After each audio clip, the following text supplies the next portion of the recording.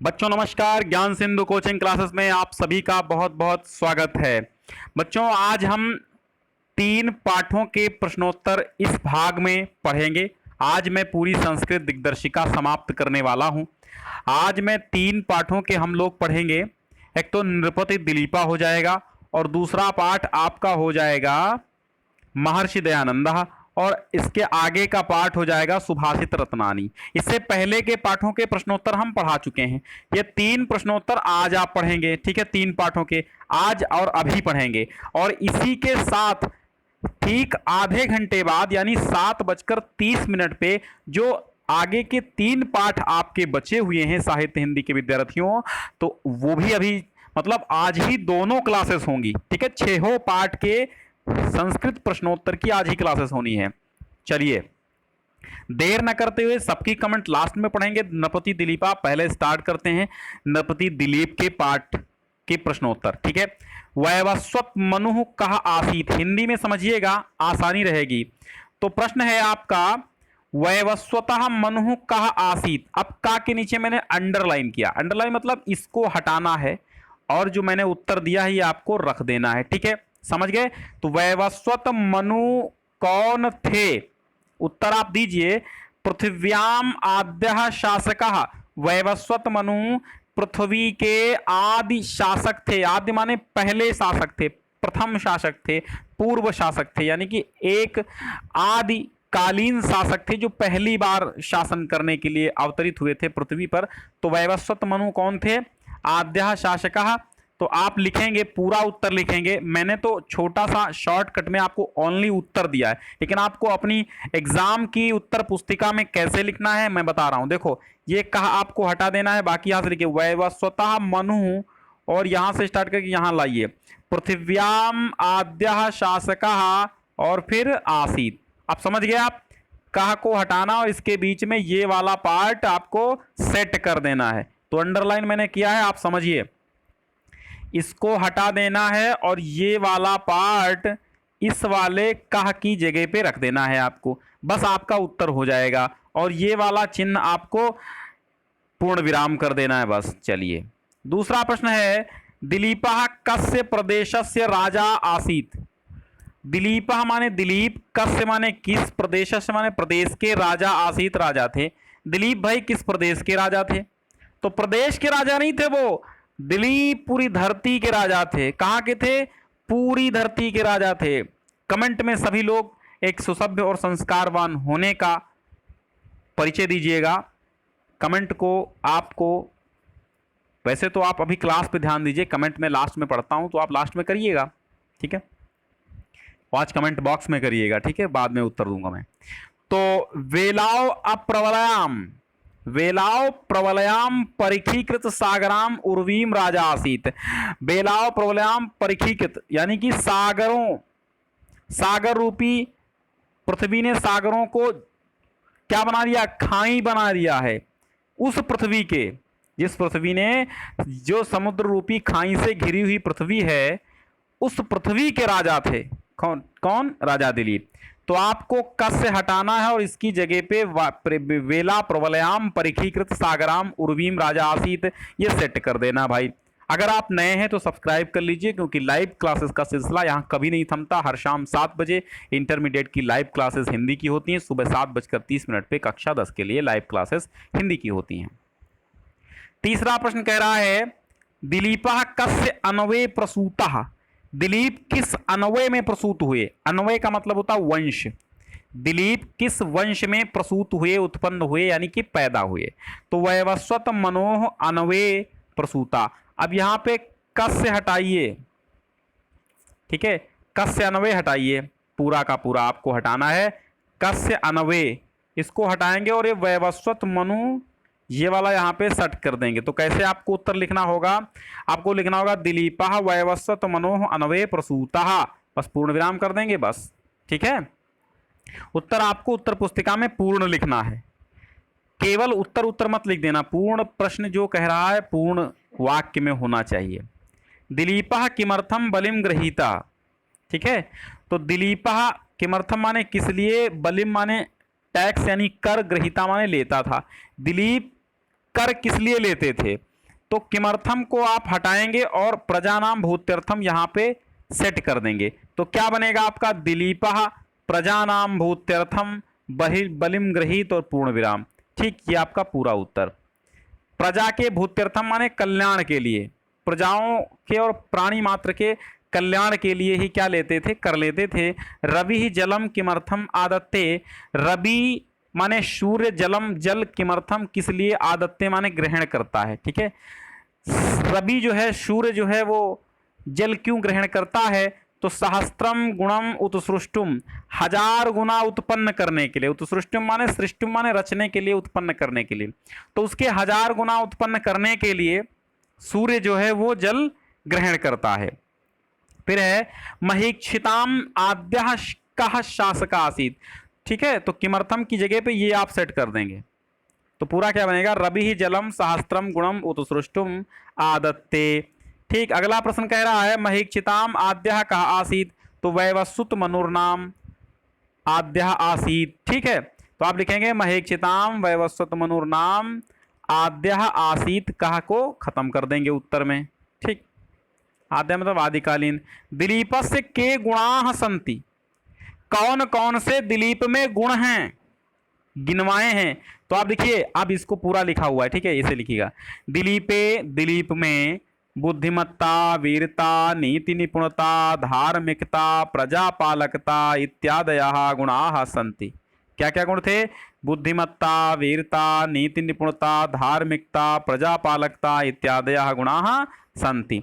दिलीप में बुद्धिमत्ता, वीरता, नीति निपुणता, धार्मिकता, प्रजापालकता इत्यादि गुण हैं। ठीक, ये उत्तर हो गया आपका।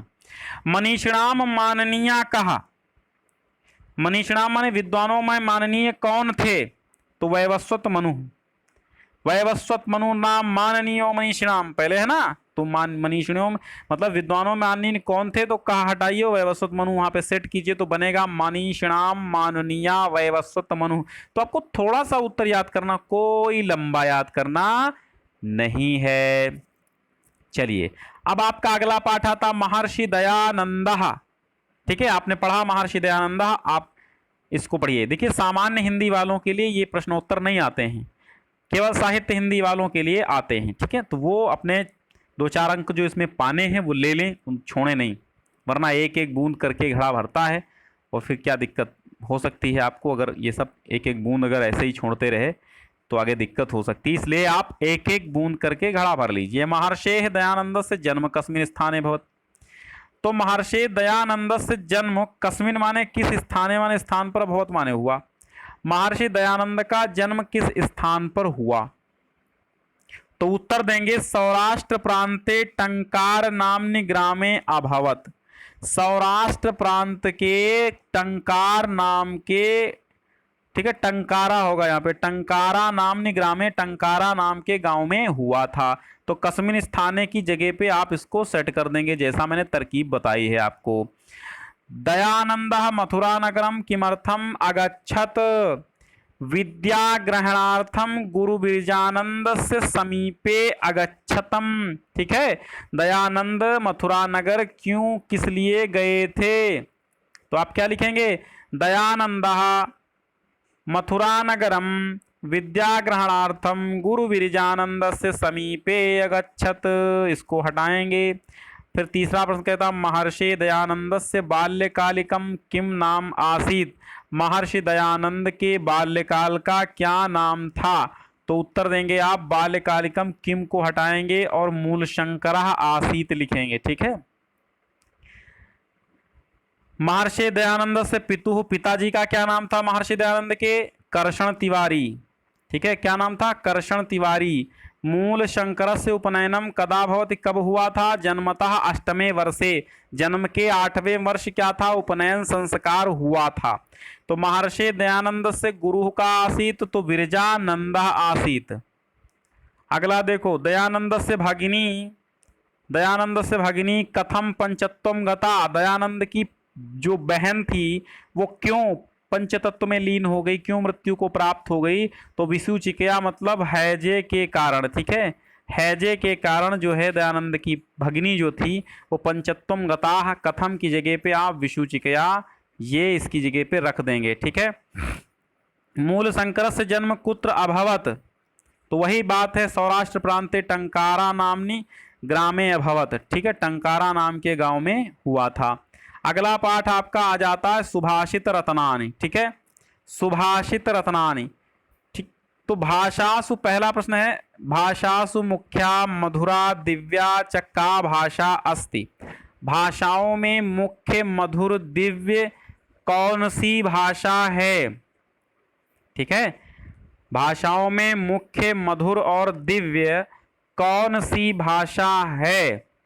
तो आप उत्तर देंगे भाषा सुमुख्या मधुरा दिव्या च, संस्कृत का को हटाओ और संस्कृत भाषा सेट करो, तो उत्तर बनेगा भाषा सुमुख्या मधुरा दिव्या च संस्कृत भाषा अस्ति।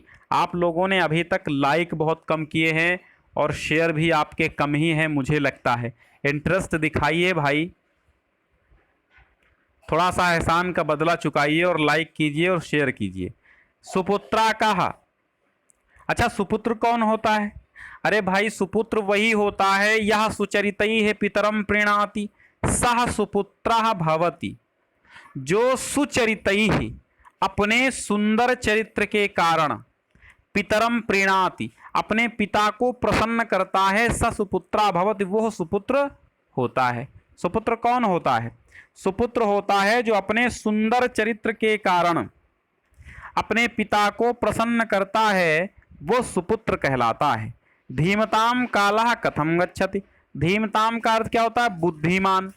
कालः माने समय, कथम माने क्यों, कथम माने किस प्रकार, गच्छति माने चला जाता है। अच्छा बुद्धिमानों का समय किस प्रकार व्यतीत होता है?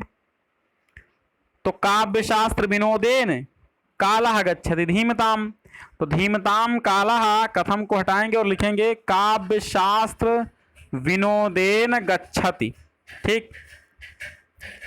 मूर्खाणाम काला कथम गच्छति, मूर्खों का समय कैसे व्यतीत होता है? तो कथम की जगह पे इसको सेट करेंगे तो क्या आएगा? व्यसनेन निद्रया कलहेन वा गच्छति, मूर्खाणाम कालः व्यसनेन निद्रया कलहेन वा गच्छति, मूर्खों का समय बुरी आदतों में, सोने में और झगड़ने में चला जाता है। सर्वधनम प्रधानम किम धनम अस्ति, सभी जानते हैं विद्याधनम सर्वधनम प्रधानम अस्ति।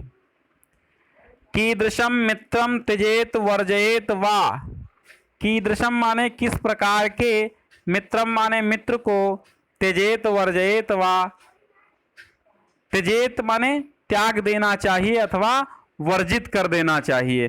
परोक्षे कार्यहंतारम प्रत्यक्षे प्रियवादिनः, ईदृशम मित्रम त्यजेत वर्जयेत चा, ठीक है। आप क्या लिखेंगे? कीदृशम को कर देंगे ईदृशम और उत्तर में आप शुरू करेंगे परोक्षे कार्यहंतारम प्रत्यक्षे, प्रत्यक्षे प्रियवादिनः ईदृशम मित्रम त्यजेत वर्जयेत वा, बस उत्तर हो जाएगा आपका। महताम एक रूपताम कदा भवति, महताम माने होता महान, महान व्यक्तियों, महान व्यक्ति एक रूप कब होते हैं, एक रूप में कब रहते हैं? तो संपत्तौ च विपत्तौ च, ठीक है, संपत्ति और विपत्ति, सुख और दुख दोनों में। तो कदा को हटाएंगे और कदा की जगह पे संपत्ति और विपत्ति सेट कर देंगे, उत्तर हो जाएगा महताम एक रूपता संपत्तौ विपत्तौ च भवति, ठीक। पुंडरीकम कदा विकसति, कमल कब खिलता है? तो पुंडरीकम माने कमल, कदा माने कब, विकसति माने खिलता है। तो कमल कब खिलता है? सीधी सी बात है, सूर्योदिते, सूर्य के उदित होने पर क्या खिलता है? कमल खिलता है। कदा माने कब, विकसति माने खिलता है, तो सूर्य के उदित होने पर कमल खिलता है। लोकोत्तराणाम चेतांसि कीदृशानि भवन्ति, लोकोत्तराणाम चेतांसि, लोकोत्तर पुरुषों का यानी महापुरुषों का, चेतांस माने हृदय, कीदृशानि माने कैसा, भवन्ति माने होता है। तो आप उत्तर लिखेंगे लोकोत्तराणाम चेतांश, कीदृशानि को आप हटाएंगे और कीदृशान की जगह पे क्या सेट कर देंगे, वज्रादपि कठोराणि कुसुमादपि मृदूनि च।